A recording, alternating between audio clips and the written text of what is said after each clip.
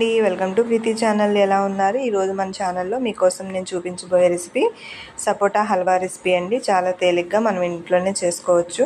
మరి ఇంకెందుకు ఆలస్యం, రండి మరి చూద్దాము ప్రాసెస్. సపోటా హల్వా కోసం ముందుగా మనం సపోటాస్ తీసుకోవాలి.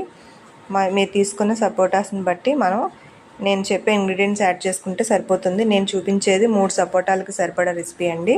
సపోటాలను ముందుగా తొక్క తీసి గింజలు లేకుండా సపోటాస్ని సపరేట్ చేసుకోవాలి. సపోటాలన్నీ తొక్కలు తీసిన తర్వాత మనం చేత్తోనే, సపోటా స్మూత్గానే ఉంటుంది కాబట్టి చేత్తోనే ఈ విధంగా క్రష్ చేసుకోవాలి. సపోటాలన్నీ కూడా స్మూత్ మిశ్రమంలాగా చేసి పెట్టుకోవాలండి.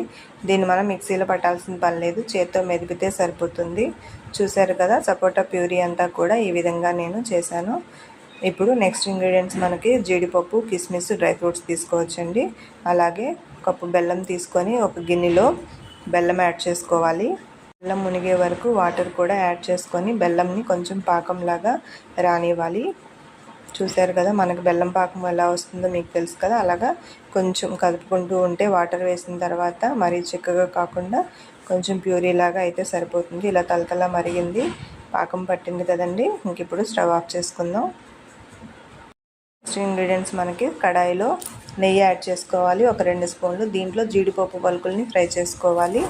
జీడిపప్పు కొంచెం గోల్డెన్ కలర్ వచ్చేంత వరకు ఫ్రై చేసుకుందాం. ఇంకా మీరు డ్రై ఫ్రూట్స్ ఏమైనా తీసుకుంటే అవి కూడా వేసి ఫ్రై చేసుకోవచ్చు. జీడిపప్పు కొంచెం వేగిన తర్వాత కిస్మిస్ వేసుకోవాలి. ఈ జీడిపప్పు పలుకులు, కిస్మిస్లను ప్లేట్లో పక్కకు తీసుకోవాలి. నెక్స్ట్ అదే నేతిలో 1/2 కప్ బొంబాయి రవ్వని నెయ్యి అంతా కూడా పీల్చుకునేటట్టు బాగా ఫ్రై చేసుకోవాలి. చూసారు కదా, నెయ్యి అంతా కూడా పీల్చుకుంటుంది. పచ్చివాసన అంతా పోయే వరకు రవ్వని కొంచెం ఫ్రై చేసుకోవాలి నేతిలోనే. ఇంకా నెయ్యి అవసరమైతే కొంచెం యాడ్ చేయండి. ఇప్పుడు మనం ముందుగా మిక్సీ చేత్తో పేస్ట్ చేసి పెట్టుకున్నాం కదా సపోటా ప్యూరీ, ఆ సపోటా జ్యూస్ని కూడా వేసి ఉప్మా రవ్వ అంతా కూడా పీల్చుకునేటట్టు బాగా మిశ్రమం కలిసే వరకు బాగా మిక్స్ చేసుకోవాలి. ఒక 5 నిమిషాల వరకు మనం అలాగా సన్న మంట మీద బాగా మిక్స్ చేస్తూనే ఉండాలి. నెక్స్ట్ మనం బెల్లాన్ని పాకంగా పెట్టుకున్నాం కదండి, బెల్లం పాకం కూడా ఒకసారి వడగట్టుకొని ఈ మిశ్రమంలో యాడ్ చేసుకోవాలి. ఉండలు లేకుండా ఇప్పుడు మనం గరిటెతో బాగా స్మూత్ కన్సిస్టెన్సీ వచ్చే వరకు బాగా కలుపుకుంటూ ఉండాలి.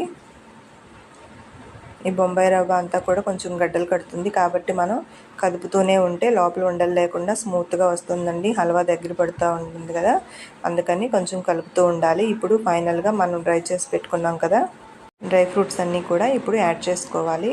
ఇప్పుడు ఈ హల్వా మిశ్రమం అంతా కూడా చిక్కపడే వరకు చిన్న మంట మీదే పెట్టి కొంచెం కలుపుతూనే ఉండాలి, అడుగు పట్టకుండా. ఇలాగా చిక్కటి మిశ్రమం అవుతుందనగా స్టవ్ ఆఫ్ చేసుకుందాం. ఇంకొంచెం దగ్గరికి అవ్వాలి. మధ్య మధ్యలో 1 స్పూన్ చొప్పున 2 స్పూన్లు నెయ్యి యాడ్ చేసుకోవాలండి. నేను ఒక 2 స్పూన్ల వరకు నెయ్యి యాడ్ చేస్తున్నాను. చూసారా, ఇప్పుడు నెయ్యి అంతా కూడా మళ్ళీ ఒకసారి పీల్చుకునే వరకు కలపాలి.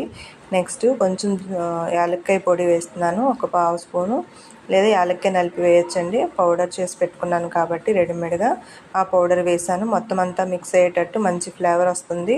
ఇప్పుడు ఒకసారి కలుపుకుందాము బాగా. చూడండి, హల్వా అంతా దగ్గర పడింది.